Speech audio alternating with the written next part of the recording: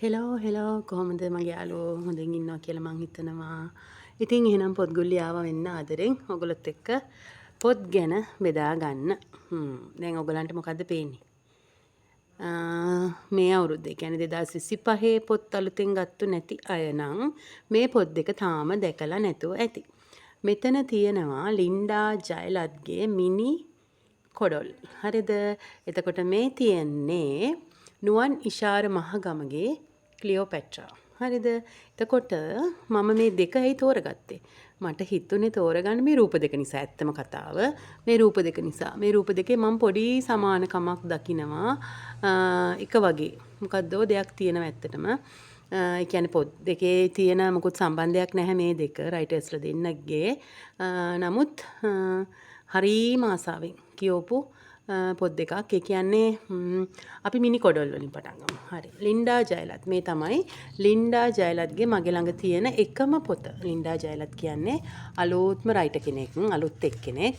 මට යාව මුණ ගැහිලා නැහැ. කොටිම මට බුක් ෆෙයාර් එකේදීවත් යාව මුණ ගැහුන්නේ නැහැ මේ වතාවෙත්. මම මේ පොත දැකපු ගමම්ම මට හිත ගියා. ඒ කියන්නේ මෙන්න මේ රූපෙට. මේ රූපේ දැක්ක ගමන් හිතෙනවා මෙතන යම් දෙයක් තියෙනවා. මේකේ යම් පුරාවෘත්තයක් සැඟවිලා තියෙනවා අමුතු කතාවක් කියලා හිතුණා. පස්සේ මේකේ මෙන්න මෙතන පොත්තේ පිටිපස්සේ තියෙන පුංචි සටහන. මහනුවර යුගයේ උන් වලව් පරම්පරා දෙකක පුනරුත්පත්තිය. ඒ ටික හොඳටම ඇති. පොත මගේ ටයිප් එකේ කියන්නේ ඒ ටික හොඳටම ඇති. ඒ කියන්නේ මහනුවර යුගය සහ වලව් පරම්පරාව කියන දෙකම මගේ කියවන ටයිප් එකට අයිති වෙන දේවල් දෙකක්. එතකොට මේ රූපේ මම කැමති මේ වගේ රූපවලට ඇත්තටම මගේ හිතගත්තේ මේ ඉස්සෙල්ලාම හිතගත්තේ මේ රූපේ ඊළඟට මං කතාව දැනගත්තේ මෙන්න මේ පුංචි සටහනින් සහ ඇත්තටම මට පුදුම සතුටුයි මගේ තෝරා ගැනීම. සාමාන්‍යයෙන් මම අලුත් රයිටර් කෙනෙක්ගේ පොතක් තෝරගන්නකොට චුට්ටක් හිතනවා. නමුත් මම දෙපාරක් හිතුවේ නෑ. ඇත්තටම දැකපු ගමන් හිත ගියා. පොත නම් ටිකක් ලොකු මිලකුත් නැහැ ඉතින් ඇත්තටම. මං හිතනවා මේ පොත රුපියල් 2500කට 3000කට වගේ දෙන්න පුළුවන්. ඒ තරම් වටිනවා. 1550කට ඩිස්කවුන්ට් එකකුත් එක්ක බුක් ෆෙයාර් එකෙන් ගන්න හම්බුණා. රයිටර්ගේ සයින් එකක් නැහැ. මොකද හේතුව මම රයිටර්ව අඳුරන්නේ නැහැ. මම දැකලා නැහැ මුණ ගැහිලා නැහැ. නමුත් FB එක හරහා මට යව හම්බුණා. චුට්ටක් අඳුරනවා දැන්. ඉතින් යාළුවනේ මොකද්ද මේ කතාව?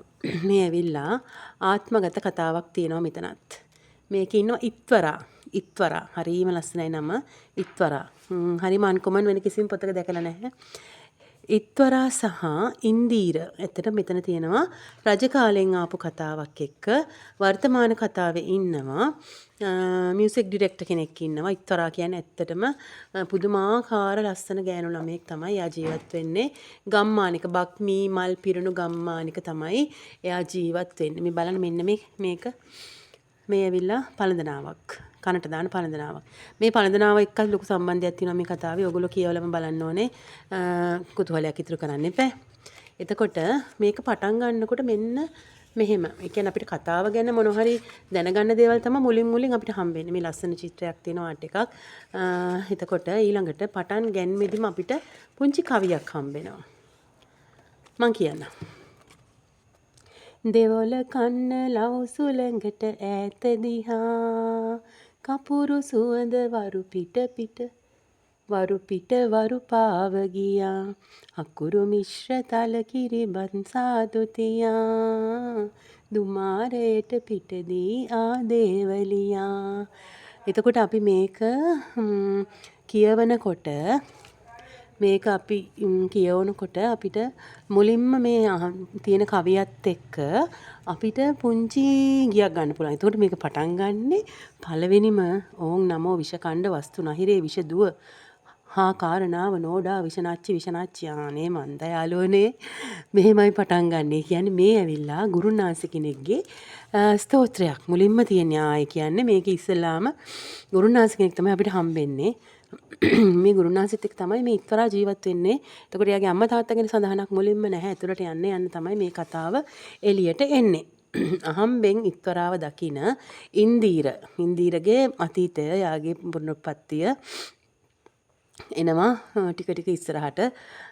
මේ තියෙනවා තනින් තන කවි තියෙනවා. ඇත්තටම මේක ඇවිල්ලා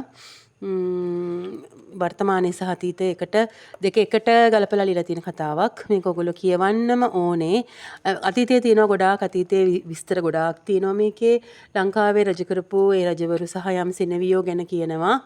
නිදානයක් තියෙනවා. නිදානේ හරහා තමයි මේ කතාව ගොඩක්ම ඇදෙන්නේ. නිදානේ අයිතිකාරයෝ දෙන්න තමයි මිත්වරා සහ ඉන්දිර කියන්නේ. ඉතින් මම ඔයගලන්ට කියනවා මේ රයිටර්ගේ නම දන්නේ නැති වුණාට බය වෙන්න එපා. මොකද රින්ඩා ජයලත් කොහොම දන්නේ නැහැ. ඒ නිසා ඔයගොල්ලෝ ගන්නෙ නැහැ. ඉතින් මමත් මේ එහෙම හිතුවනම් මට මේකේ තියෙන මේ රසවත්භාවය අත්දකින්න වෙන්නේ නැහැ. ඉතින් මම පොඩි රිස්ක් එකක් එක ගත්ත හැබැයි මම දැනන් හිටියා වරදින්නේ නැහැ කියලා. ඒ වගේම ඇත්තටම මේ කතාව ඉතාම ලස්සනයි. මට කියන්න වචන නැහැ. බය නැතුව අරගෙන කියවන්න. හොඳටම හොඳයි. හරි. එතකොට මම මේ තෝරගෙන තියෙනවා ක්ලියෝපැට්‍රා. නුවන් නිශාර මහගමගේ මේ අලුත්ම රයිටර් කෙනෙක්. එයා ලියලා තියෙන්නේ මේ වෙනකොට ඒක නව කතාවක්. පාප දණ්ඩන. ඒක මම කියවලා නැහැ. කවි පන්තියක් තියෙනවා. උඹද ඔටිසම්. ඒකත් 2015. 2015 තමයි යගේ පළවෙනි නව කතාව ලියලා තින්නේ. ඒ එකම 2025 තමයි මේ ක්ලියෝපැට්‍රා. එයා තමයි රෙජින. පේනවද? එතකොට මේකේ අපිට පටන් ගන්නකොටම හම්බ වෙනවා හරිම ලස්සනයි. මම කියන්න ඕනේ ඔයගොල්ලන්ට විශේෂයෙන්ම මේ ඊජිප්තියන් හිස්ටරි එක කියන්නේ හරිම ලස්සනයි. මේ පොත මේ බලන්න හරිම ලස්සනයි. ඊජිප්තුවේ පුරාණ පින්තූර ගොඩාක් මේ අතර මැද්දේ තියෙනවා. හරිම ලස්සනයි. ඊජිප්තුවේ ගොඩාක්ම ඉන්නවා දෙවිවරු. ඒගොල්ලෝ හරියට සියුස් ඉන්නවා. එතකොට දෙවිවරු ගොඩාක් ඉන්නවා. වගේම දෙවගණන් ගොඩාක් ඉන්නවා. අපි අහලා තියෙනවා ජූලියස් සීසර් ගැන අහලා තියෙනවා. එතකොට මේ ක්ලියෝපැට්‍රා. මෙයා රෙජිනක්. එතකොට මෙයා දුක්බර අවසානයක් තිබ්බ රෙජිනක් කිව්වොත් ඒක අපිට හරියටම ඉතිහාසයෙන් හොයන්න බෑ. ඇත්තටම මෙයාට මොකක්ද උනේ කියන එක හරියටම මේ තමයි ඊජිප්තුවේ හිටපු ලස්සනම රෙජින. ඉතින් එයාගේ තියෙනවා විශේෂ එයාගේ බැඳීමක් එයා ඇති කර ගන්නවා. කා එක්කද? ඔයගොල්ලෝ ඊජිප්තයන් ඉතිහාසය දන්නවනම් ඔයගොල්ලෝ මාක් ඇන්තනි ගැන අහලා තියෙන්න ඕනේ. ක්ලියෝපැට්‍රා සහ මාක් ඇන්තනිගේ තිබ්බ රහසිගත ප්‍රේමයක්. මේකේ තියෙන විශේෂම මේ සත්‍ය සිදුවීම් ඇසුරින් ප්‍රතිනිර්මාණය කළ නවකතාවක කියලා. මෙතන පටන් ගන්නවා ක්ලියෝපැට්‍රාගේ වංශාවලිය. කියන්නේ මේක ගොඩාක් මේ රයිටර් ලියලා තියෙන්නේ ගොඩාක් දේවල් විශ්ලේෂණය කරලා.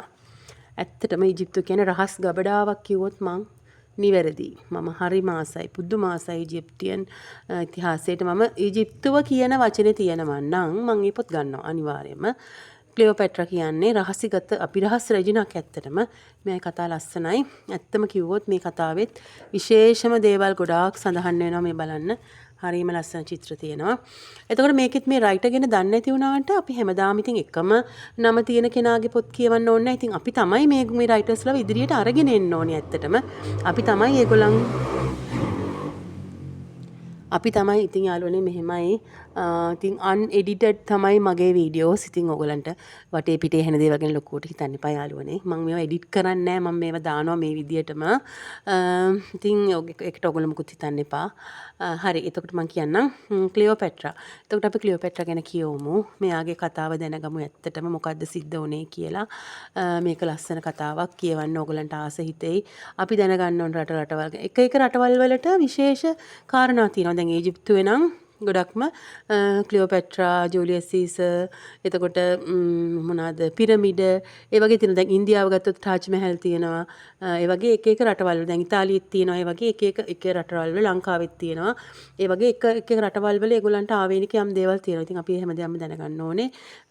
එකම දේවල් ගැන කියවන්න එපා. එකම රයිටර්ගේ පොත්ම නෙමෙයි. අපි හැමෝම රයිටර්ස්ලාගේ පොත් කියවලා බලන්න ඕනේ, try කරන්න ඕනේ. ඒතකොට නුවන්නිශාර මහගමගේ මට මුණ ගැහුණා යාළුවනේ ඇත්තටම.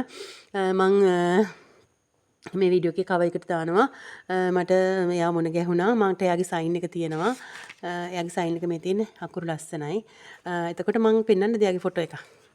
මේ තියෙන්නේ ලස්සන ෆොටෝ එකක්. මේක නිකන් අර ටයිටැනික් ෆිල්ම් එකේ නළුවා වගේ. ඇත්තටම ලස්සනයි. එතකොට යාළුවනේ කියවන්න මේ පොත අරගෙන ලොකු ගානකුත් නැහැ. 1600යි. නමුත් පිටු මොකද මේක ලොකු මේ කියන්නේ වියදමක් යන්නේ නැති කියලා හිතනවා මේ තියෙන ෆොටෝස් ටික.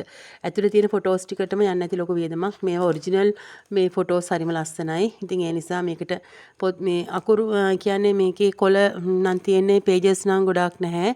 මේකේ තියෙන 255 පිටු තියෙන්නේ. නමුත් වටිනා කියන පේජස් ටිකක් තියෙනවා මේ ලස්සන චිත්‍රත් එක්ක. ඒ නිසා වෙන්න ඕනේ. සහ මේකේ පිට කවරේ බොහොම මේ හොඳට නිර්මාණය කරලා තියෙනවා. ඒතර කතාව ලස්සනයි. අනිවාර්යෙන් ඕගොල්ලෝ කියවන්න. කියවලා ඉදිරියටත් මේ රයිට් ලැබෙන අවුරුද්දෙත් පොතක් ලියයි. ඉතින් ඔයගොල්ලෝ කියෙව්වොත් එයාට මොන හරි කමෙන්ට් එකක් දුන්නොත් තමයි එයා තව ටිකක් අප් වෙන්නේ ඉස්සරහට එන්නේ. එතකොට මෙයාගේ නම්බර් එක දාලා තියෙනවා. අනිවාර්යෙන් ඔයගොල්ලෝ පොඩි දෙන්න.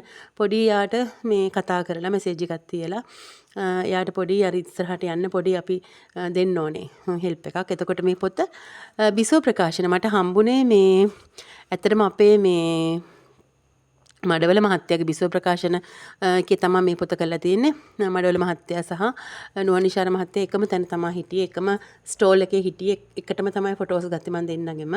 ඉතින් අපිට ලබන අවුරුද්දෙත් හම්බ වෙයි අනිවාර්යෙන් ඕගොල්ලෝ බුක් ෆෙයා ගියාම මතක තියාගෙන යාළුවනේ රයිටර්ස්ලා ඉන්න එක සයිඩ් එකක්ම තියෙනවා.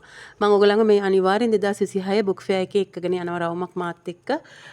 සහ ඔගොල්ලෝ දන්නේ නැහැ ගොඩාක් හොඳ පොත් තියෙන බාගින්ස් තියෙනවා ඔගොල්ලෝ දකින්න ඇති ගොඩාක් අඩුවට පොත් තියෙන තැන් තියෙනවා රයිටර්ස්ලා ඉන්නවා සමහර රයිටර්ස්ලා ගාවින් යනවා සමහරට ඒ වගේ ආසම රයිටර් වෙන්න පුළුවන් නමුත් ඔගොල්ලෝ අඳුරන්නේ ඉතින් එහෙම මේ කරන්න එපා ඇත්තටම බලන්න චුට්ටක් ගිහිල්ලා ඒගොල්ලන් එක්ක කතා කරන්න ෆොටෝ එකක් ගන්න ඒගොල්ලන්ට දෙන්න පොඩි ඒ කියන්නේ ඉදිරි කාලේ තව හොඳට පොත් ලියන්න ඕනේ කියන අදහස ගන්න නම් අපි ඒගොල්ලන්ට ආදරය කරන්න ඕනේ ඒගොල්ලොත් අපිට ආදරේ අපිත් ඒගොල්ලන්ට ආදරේ ඉතින් මං කියනවා යාළුවනේ ඔගොල්ලෝ මේකත් කියවන්න මොකද්ද මේ ක්ලියෝපැට්‍රාගේ අපි නොදන්නේ යම් දේවල් තියෙනවා. ඉතින් ආද පොත් දෙකයි මං ගේන්නේ.